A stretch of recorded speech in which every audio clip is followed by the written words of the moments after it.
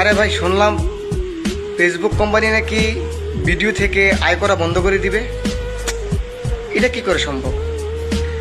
Facebook company যদি video থেকে আয় করা বন্ধ করে দেয়, তাহলে কি কখনো ভাবছেন আপনারা বা চিন্তা করছেন যারা কন্টেন্ট ক্রিয়েটার আছে, যারা বিনোদন ভাইয়েরা আছে, আসলে তারা কি করে খাবে? তাদের আয়টা আসবে কোথা থেকে?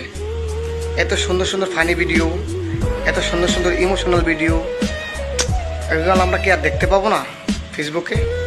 দেখেই বা লাভ হবে কেন? তারা তো আর ইনকাম পাবে না।